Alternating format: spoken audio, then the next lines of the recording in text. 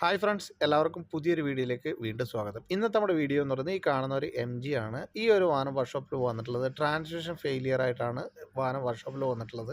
അപ്പോൾ ഇതിൻ്റെ അത് ട്രാൻസ്മിഷൻ്റെ ഫോൾട്ടി ഒന്നുമില്ല, എന്നാൽ ചെക്ക് എഞ്ചിൻ ലൈറ്റ് മാത്രമാണ് ഈ വാഹനത്തിൽ വന്നിട്ടുള്ളത്. അപ്പോൾ നമ്മൾ ഡയഗ്നോസ് ചെയ്ത സമയത്തുണ്ടായിരുന്ന ഫോൾട്ട് കോഡാണ് നിങ്ങളിപ്പോൾ കാണുന്നത്. അതേമാതിരി തന്നെ ഈ വാഹനം ഗിയർ ഷിഫ്റ്റ് ചെയ്യുന്ന സമയത്ത് എല്ലാം തന്നെ ഷിഫ്റ്റ് ആകുന്നുണ്ട്, എന്നാൽ വാഹനം മൂവ് ആവുന്നുമില്ല.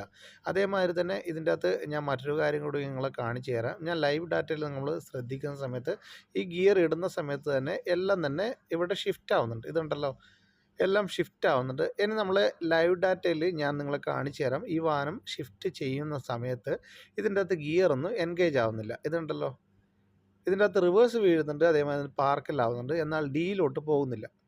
അപ്പോൾ ഇതെന്താണ് കംപ്ലയിൻറ്റ് വന്നിരിക്കുന്നത് നിങ്ങൾക്ക് അറിയാമെങ്കിൽ താഴെ കമൻറ്റ് ചെയ്യുക. ഇനി അറിയാൻ താല്പര്യമുണ്ടെങ്കിൽ ചാനൽ സബ്സ്ക്രൈബ് ചെയ്യുക. അതിൻ്റെ ഉടൻ തന്നെ ഒരു വീഡിയോ വരുന്നതാണ്. Thanks for watching.